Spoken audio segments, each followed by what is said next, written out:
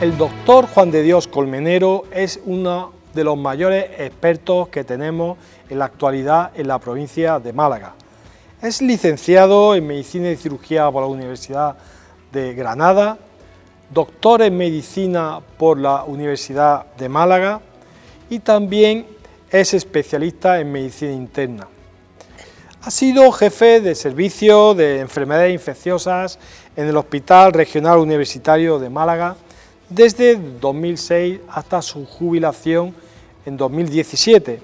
También fue el director de la Unidad Intercentro de Enfermedades Infecciosas, Microbiología y Medicina Preventiva del Hospital Universitario Regional y Virgen de la Victoria de Málaga desde el 2013 al 2015. Es autor de más de 108 artículos científicos indexados en JCR, el 90% de ellos en revistas internacionales del primer cuartil. Director de 8 tesis doctorales, investigador principal de múltiples proyectos financiados tanto a nivel nacional como europeo. Autor también de múltiples y numerosísimos artículos y capítulos de libros de medicina.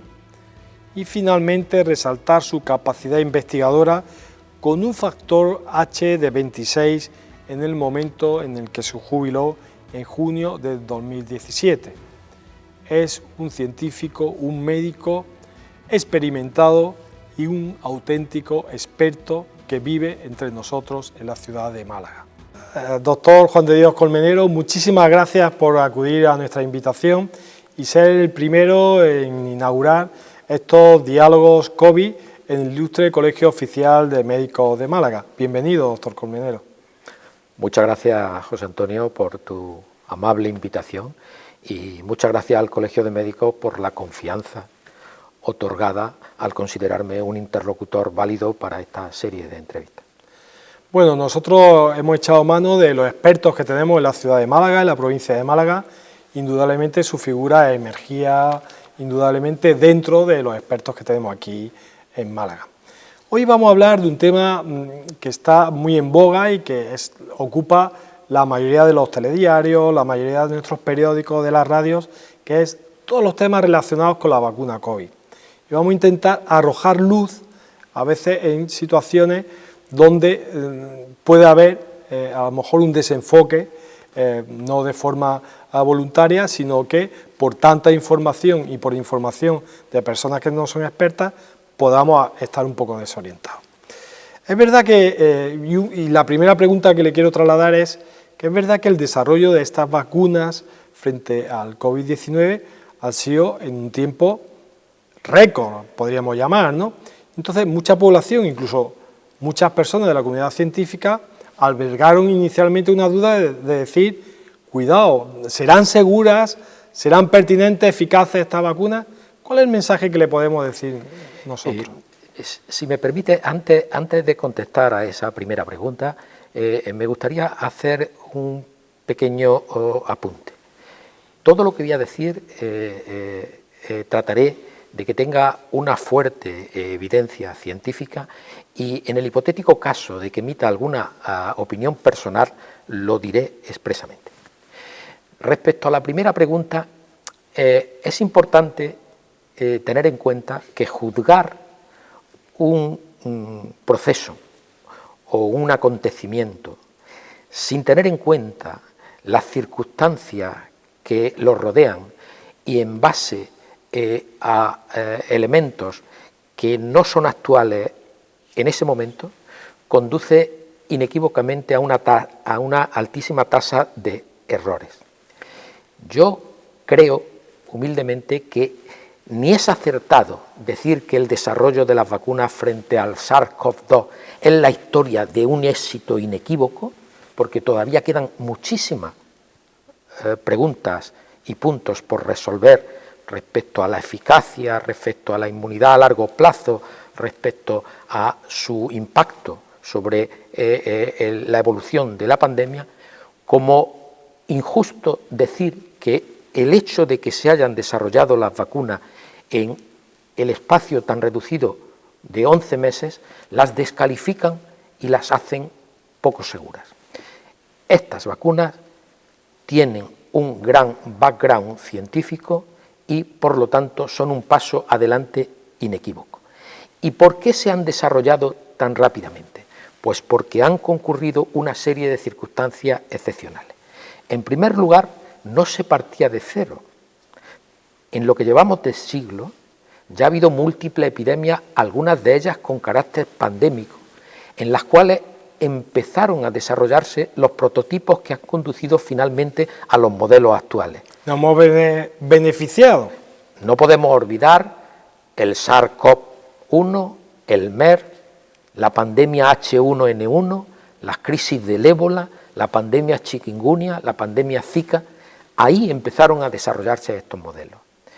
Cuando liberó China el 12 de enero el genoma del SARS-CoV-2, las compañías farmacéuticas ya tenían plataformas importantes.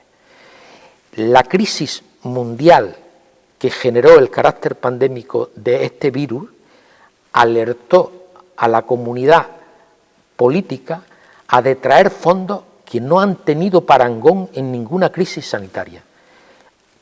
En mi modesta opinión y hasta donde yo conozco, solo el desarrollo del proyecto Apolo, con 170.000 millones de dólares para poner una persona en la Luna, o el proyecto Manhattan, con 80.000 millones de dólares para desarrollar la bomba atómica, tienen parangón con lo que ha sido la inversión para desarrollar las vacunas frente al SARS-CoV-2. Puedo decirte, José Antonio, sin ánimo a errar, que solamente Estados Unidos ha puesto más de 18.000 millones de dólares en el desarrollo de estas vacunas. Pero es que además la eclosión de la epidemia ha permitido tener, desgraciadamente, un montón de incidencia que ha permitido reclutar con gran facilidad voluntarios que en otras vacunas no se hubieran desarrollado. Claro. Y por último, y esto, aunque sea crematístico, no hay que olvidarlo, las compañías farmacéuticas han visto un nicho de negocios sin precedentes dada la magnitud de la pandemia. El esfuerzo ha sido mayúsculo, como nos ha comentado usted, y ahora en la actualidad tenemos varios tipos de vacunas. ¿Nos puede hablar de las que tenemos en la actualidad ahora mismo? Bueno, en la actualidad hay, si se consulta el sitio web clinicaltrial.gov, que depende de la National Library de los Institutos de Salud americanos, se puede fácilmente comprobar, incluso un inexperto, que hay más de 200 candidatos o prototipos vacunales inscritos y en fase de desarrollo. De ellos, 50 ya han reclutado pacientes y 18 han llegado a fase 3. De esos 18 que llegaron a fase 3, 6 están disponibles. Y uno de ellos, aunque solo se ha usado para vacunar al ejército chino, también está disponible en la práctica clínica. De manera que disponemos de 6 vacunas aplicables: Pfizer, Moderna, AstraZeneca, estas, las 2 primeras americanas, la segunda inglesa, las 2 chinas, Sinopharm y Sinovac, y la del Instituto Gamaleya ruso, vulgarmente conocida como Sputnik. La 7ª es la CanSino, desarrollada por el ejército chino. No ha aclarado, porque muchos creíamos que solo existían menos número de vacunas, pero ya nos ha aclarado que existen muchas y están en fase de desarrollo. ¿En qué se diferencian actualmente estas vacunas, ese grupo que usted nos ha dicho que ya están entre nosotros y se están administrando a personas? Todas las vacunas que están en uso clínico tienen en común que el determinante antigénico que desarrollará la respuesta inmune, que nos inmunizará, es el mismo. Es la proteína S que utiliza el virus para unirse al receptor humano e infectar la célula del huésped. Se diferencian en que unas utilizan virus atenuados, que son las dos chinas. Pfizer y Moderna utilizan un prototipo hasta ahora no usado, por lo tanto absolutamente original, que es de RNA mensajero, y la vacuna de AstraZeneca, hay otras más, pero la futura de Janssen o Johnson & Johnson, pero la de AstraZeneca, porque te has referido a las que ya se están usando, utilizan un virus como vector que lleva el mensaje que se quiere mandar a la célula humana para que desarrolle la respuesta inmune. De manera que esas son las grandes diferencias. ¿Qué fortalezas y debilidades tienen una frente a otra, de las que usted nos ha comentado? Esa es una pregunta que creo que es de un enorme interés. Las vacunas basadas en RNA, que son las más novedosas, son unas vacunas muy limpias porque el RNA, sin pasar al núcleo de la célula, manda el mensaje que es traducido en forma de una proteína a la que se va a responder con una respuesta humoral y celular de una forma eficaz. Son seguras y son muy fáciles de fabricar cuando ya tienen la plataforma, pero además permiten modificar el mensaje que quieres hacer de una forma muy rápida. De acuerdo. El problema que tienen es que hasta el momento no se sabe su potencia inmunizante, cuánto durará. Respecto a las vacunas de vector AstraZeneca, son más complejas de realizar. De alguna manera no podría decirse de forma absolutamente categórica que no pueden producir algún trastorno de mensaje de DNA en la célula y tienen una enorme potencia inmunizante. El problema es que son menos eficaces. Y por último, las vacunas atenuadas es que aunque producen una respuesta inmune muy poderosa, su fabricación es muy compleja porque necesita generar enormes cantidades de un germen vivo que requiere tiempo y mucha meticulosidad para que ese virus permanezca vivo, aunque esté atenuado. Un tema de actualidad en estos días es el tema de la variante británica, ¿no?, que hemos conocido posteriormente a la administración de las vacunas a las que usted se refería, ¿no? Muchos de las personas en la sociedad, muchos compañeros, se hacen la pregunta: ¿realmente la vacuna que estamos administrando en la actualidad va a ser efectiva frente a esa variante que parece ser que se va a hacer mayoritaria en nuestro contexto, la variante británica? Comprendo la trascendencia de esa pregunta y la inquietud que genera. Como he dicho antes, las vacunas tienen en común que tratan de producir una respuesta inmune eficaz frente a la proteína S, que es la de anclaje del virus, todas las que están en activo. Bien, la variante británica B117, en sus mutaciones ha generado un cambio, lo que es la mutación N501I, que cambia un solo aminoácido de la proteína de la espícula, al que le varía una asparaginina por una tirosina. Ese cambio parece que le confiere una mayor actividad frente al receptor, de manera que parece que existen datos que permiten afirmar que es más transmisible.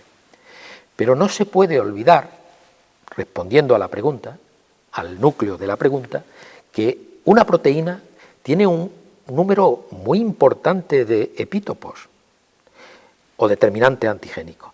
De manera que el cambio en un solo aminoácido no supone a priori cambios conformacionales de la proteína tan grandes como para desactivar una respuesta inmune que es a múltiples determinantes. y que además no solo tiene un componente humoral, sino también celular. Lo que empieza a preocupar a la comunidad científica es que después de la cepa británica ha aparecido la cepa sudafricana, que no solo tiene la mutación N501I, sino ya tiene la mutación E484K, que también supone una ventaja a la hora de transmitir el virus. Y a eso hay que añadir la nueva variante brasileña, que suma estas dos mutaciones más otras. ¿Qué preocupa realmente de esto? Preocupa el concepto de convergencia genética, y es que el virus adquiera sucesivas mutaciones que inactiven de una forma categórica toda la proteína S hacia la que va dirigida la respuesta inmune. Pero ¿esto ha sucedido actualmente? No. Los estudios realizados por el laboratorio Moderna demuestran que los anticuerpos de los pacientes vacunados neutralizan de forma eficaz la variante N501I, que es la variante británica. Por otra parte, existen datos propios nuestros del Hospital 12 de Octubre, directamente los comunicó ayer la doctora Folgueira, que no demuestran que el virus tampoco sea más patógeno en contra de lo que se podrían decir cuando se infectan con esta variante. De manera que la variante que han estudiado en el 12 de octubre está igual de representada en los pacientes asintomáticos, en los pacientes leves, que en los pacientes que requieren cuidados intensivos. Pero para finalizar, lo que es muy prometedor de las nuevas vacunas es que en el hipotético caso de que mutara mucho el virus, las plataformas de vectores y las plataformas de RNA mensajero permiten un cambio rápido de las características de la vacuna. Por lo que había comentado usted antes, ¿no? Muy bien, son noticias esperanzadoras, ¿no?, en estos momentos de cierta preocupación y confusión, ¿no? También había mucha confusión y controversia con la estrategia vacunal más adecuada en los países de nuestro entorno, ¿no? ¿Cómo le parece que ha sido la estrategia vacunal en nuestro propio país? Me gustaría aclarar que no es lo mismo estrategia vacunal que política de aplicación del programa de vacunas, porque la estrategia que se ha desarrollado en nuestro país no es, en contra de la opinión de muchos de nuestros dirigentes políticos, una estrategia propia, sino que es la estrategia que ya habían recomendado los centros de control de enfermedades infecciosas de Europa y el CDC americano. ¿Y en qué se basa? Que nosotros hemos asumido. Que nosotros hemos asumido. Lo único que nosotros hemos variado es la forma local en que se desarrolla esa estrategia. Pero la estrategia, lo que me pregunta, la estrategia es una estrategia mucho más amplia, internacional. ¿Y en qué se basa? Pues había dos formas de entender la estrategia. Vacunar a los que más transmiten para parar lo antes posible la cadena de transmisión, y eso suponía vacunar a los jóvenes en primer lugar, o vacunar a los que sufren las consecuencias de la infección de una forma más dura, que es los que tienen mayor morbimortalidad o los que están soportando el envite de la asistencia de los pacientes infectados. ¿Cuál estrategia se ha elegido? La segunda. ¿Y por qué? Pues se ha elegido porque las vacunas que tenemos a nuestra disposición no evitan el contagio, evitan desarrollar síntomas y evitan tener formas más graves, pero ni evitan el contagio ni evitan la transmisión si te contagia. Por eso se ha elegido el escenario de evitar mortalidad y aplicarla en primer lugar a las personas frágiles. Científicamente ha sido una buena elección. Sin duda. Pero ¿qué debilidades tiene esta estrategia vacunal en nuestro país? ¿Cuáles son las debilidades mayores? Es muy interesante. La estrategia, independientemente de que sea correcta, cuando se tiene que desarrollar en un tiempo muy reducido, como nos está ocurriendo, inexorablemente tiene que tener puntos débiles. Y los puntos débiles fundamentales son el entusiasmo de algunos gestores y responsables políticos en vender la piel del oso antes de cazarlo, asumir que va a tener una cadena de distribución inequívocamente fiel y efectiva cuando la producción depende de laboratorios concretos, pues es una asunción un tanto ingenua. De manera que todos los médicos experimentados que han tenido que negociar mucho con nuevos fármacos, no quiero entrar en detalles, pero esto ha pasado con el VIH, con la hepatitis C en los últimos tiempos, sabe que las compañías pueden firmar cosas que después no están en condiciones de cumplir. O sea, que lo que está ocurriendo ahora en la Unión Europea con el decalaje entre la promesa de producción de número de dosis de vacunas y lo que realmente está pasando, eso había pasado con otros fármacos y con otras estrategias terapéuticas, con grandes... No con vacunas, ¿sí?, pero sí con otros productos. De manera que considerar la debilidad primera, considerar que vas a tener disponibilidad para ejecutar un programa que incluye miles de millones de dosis, es una logística increíble. Es aventurado. El segundo problema es el considerar que en el mundo real va a suceder lo que se ha visto en los ensayos clínicos. En los ensayos clínicos estas vacunas tienen una eficacia, Moderna y Pfizer, AstraZeneca tiene menos, pero Moderna y Pfizer, que se presume que tienen una eficacia superior al 90%, eso ocurre en los ensayos clínicos, pero en esos ensayos clínicos hay muchas poblaciones que no están incluidas. Se ha empezado a vacunar a los ancianos de nuestras residencias, pero un porcentaje muy alto de los ancianos que están ingresados en esa residencia no están incluidos en los ensayos clínicos, porque son personas muy debilitadas, con determinadas patologías, muy frágiles, o están inmunodeprimidos, y la eficacia de la vacuna en esa población concreta no es absolutamente conocida. En tercer lugar, como acabas de insinuar, la logística no es una logística sencilla. Cuando tú intentas vacunar a toda la población susceptible del planeta, que es 7.700 millones de personas a las que tienes que poner 2 dosis.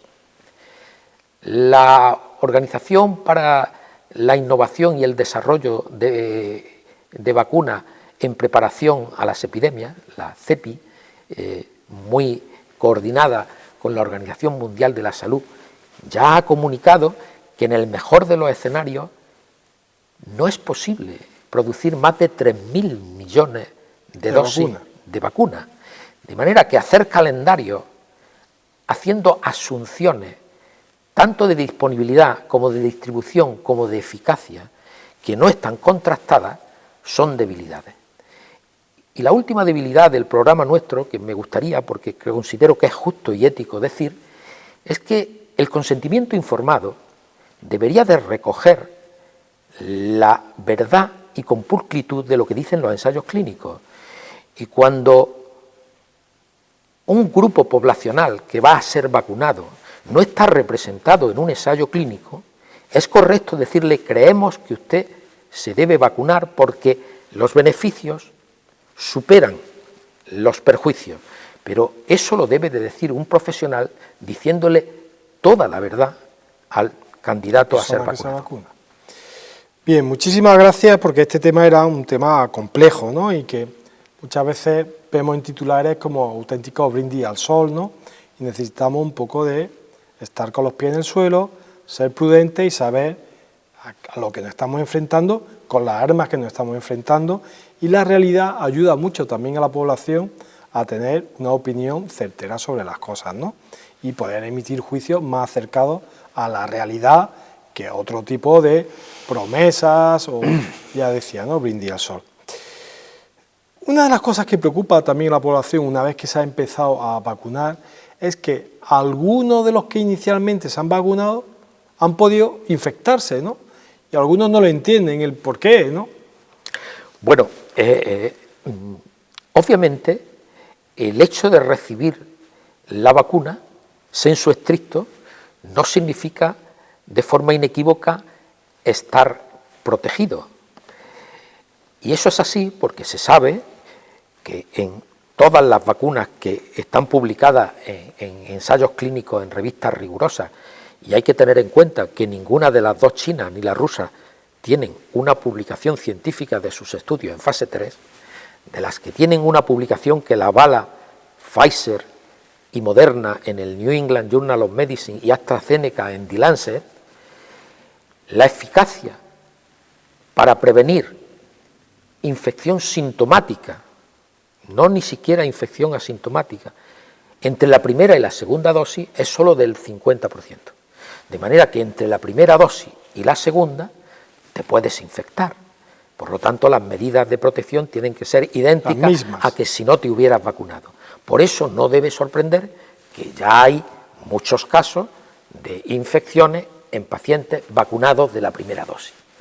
Más inquietud produce los casos de infecciones después de recibir la segunda dosis, que ya se están comunicando.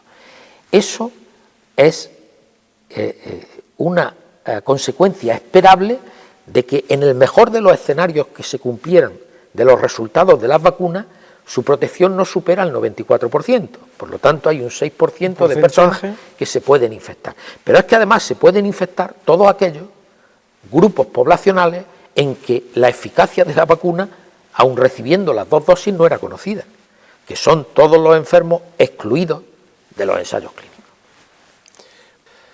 Llegamos al final de este primer diálogo COVID y me gustaría conocer cuál es su opinión, no sobre una bola mágica, sino sobre la experiencia que usted atesora, conociendo cómo está el estado de la ciencia en este momento. ¿Cuál es el futuro previsible de esta pandemia a corto y medio plazo? Esto sí que es una opinión personal. Yo humildemente pienso, porque los informes de la CEPI y los informes de la OMS sobre la capacidad de producción de vacunas y su distribución asimétrica entre mundo con recursos económicos y mundo sin recursos económicos, yo creo que como es imposible fabricar en un año 15.000 millones de dosis de vacuna y aplicarla adecuadamente de una forma inequívocamente efectiva, yo creo que el coronavirus va a seguir produciendo olas sucesivas, pero a mi juicio cada vez más pequeñas y cada vez menos severas, como consecuencia de que se va avanzando en la inmunización natural y en la protección conferida por las vacunas. A largo plazo, ¿qué es lo que la ciencia considera más lógico que ocurra? Y yo opino igual. De la familia de coronavirus, los dos más severos que precedieron al SARS-CoV-2, el SARS-CoV de 2003 y el MERS, el síndrome de Oriente Medio, fueron unos coronavirus tan virulentos que desaparecieron del mundo de la transmisión. Puede que existan, pero no se están transmitiendo, han desaparecido. Los congéneres, los 4 congéneres del coronavirus que producen infecciones respiratorias leves, catarros comunes, es probable que ancestralmente fueran muy parecidos al SARS-CoV-2 cuando no teníamos medios y con pases sucesivos se han ido atenuando. Luego, una hipótesis razonable es que las mutaciones sucesivas del SARS-CoV-2 vayan en la dirección de sus congéneres que han persistido, de manera que vayan atenuándose sucesivamente para ser un virus prevalente, pero que produzca infecciones más o menos estacionales, pero generalmente menos graves. Pues muchísimas gracias, doctor Juan de Dios Colmenero, por su ciencia, por compartirla con nosotros, por arrojar luz en algunos espacios que la teníamos un poco con claroscuro y entendiendo que de esta forma, con Diálogos COVID, también podemos ayudar, por un lado, a nuestros compañeros los médicos y por otro lado, a la sociedad en general. Muchísimas gracias. Gracias a vosotros. Muchas gracias a vosotros.